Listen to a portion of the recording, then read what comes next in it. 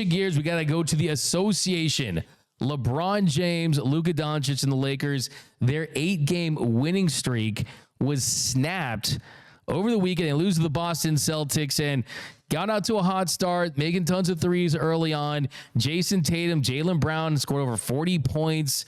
And it was a game that it was clear you lose. You don't have Jackson Hayes. You don't have Rui Hachimura. You didn't have that front court depth of any kind. And the Celtics were just getting to the rim at will, making threes late. The Lakers still found a way to get back in this one, almost had a chance to win. But the big story afterward was that LeBron James left the game early due to a groin injury. Now, if you remember back in 2018, LeBron suffered that groin injury on Christmas Day. He said he heard a pop.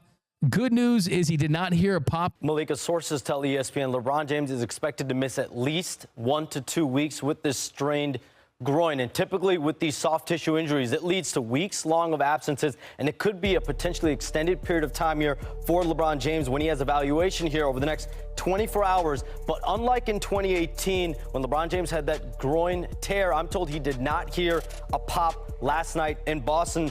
And unlike the last 2 years when the Lakers were competing for a play-in tournament slot, this time around, they are in the 3rd seed in the Western Conference. They do have a level of cushion, an ability here to have caution with LeBron James to be right for the stretch run and the playoffs. And as of right now, we do have to keep in mind, he needs to play 7 more games as well to be eligible for an All-NBA team.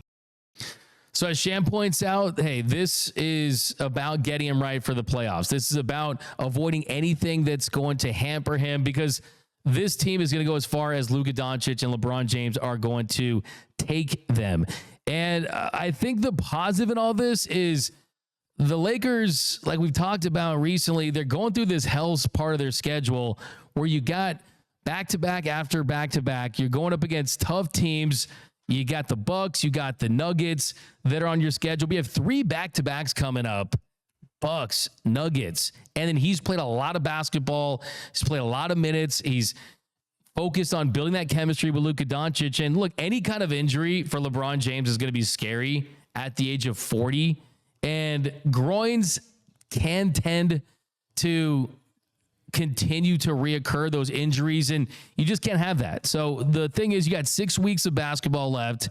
If he does miss a couple of weeks, yes, that's going to hurt. You could see him drop to a 4 seed or a 5 seed. I like to see him play the Rockets or something like that early. But at the end of the day, you would rather have the Lakers as a 4 or a 5 seed with a healthy LeBron James than the Lakers with a 2 seed and a LeBron James that doesn't have a lot of tread on the tire, that's playing with the check engine light on, because they need him to empty the tank in the playoffs. And you hate to see this because he had been playing so well, really at an all NBA level since Luka Doncic was added to the team. But you saw the play that he injured it.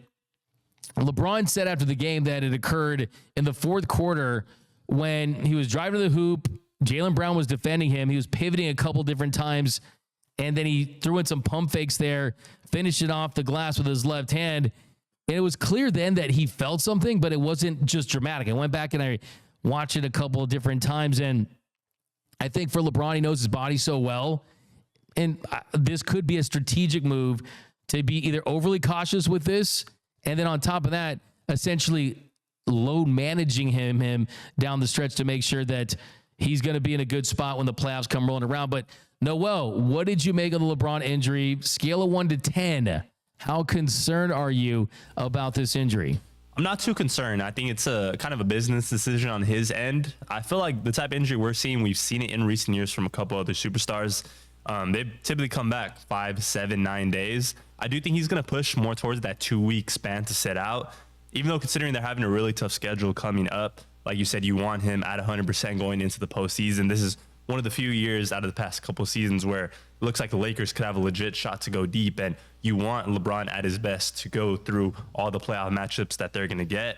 I'm looking at a couple other teams on the schedule, though, that have been heating up, and you know, the Lakers, if they drop some of these tough games to the Nuggets, to the Bucks, you got teams like the Warriors and the Timberwolves that are riding pretty good win streaks that are only a couple games behind the Lakers. So My big concern isn't really about LeBron's health. It's about where the Lakers are going to be on the standings after this. I think something to keep an eye on, and we're really going to need a really dominant Luka during these next couple games. For sure. So what would you put at 1 to 10? I would say probably a 4. A 4? In terms of his health. Yeah. I'm a little higher on that. I got a 6 just because of the reoccurring. But how about you, J-Rob?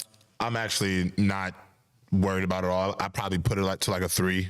I'm gonna be honest. I feel like as long as they're healthy, if everybody's ready for the playoffs, you get Jackson Hayes, Rui back. I'm kind of with Shannon Sharp. You know, USA, SGA, PGA, Lakers in 5.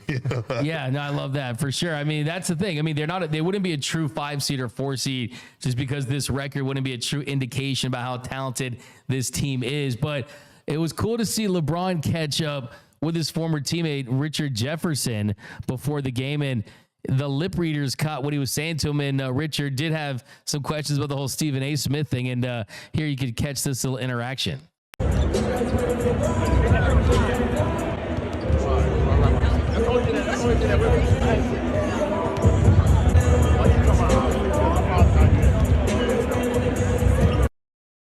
So here, right there. I mean, hey, don't mess with Papa James. Don't mess with LeBron James's son. He's not going to be happy, especially if you're Stephen A. Smith. So yeah, that was the big thing last weekend. I'm sure that that LeBron is going to be thinking about Stephen A. and in the back of his mind using that as some extra fuel. Like I said, it was kind of the Heat Celtics game 7 look on LeBron's face when he was kind of looking at him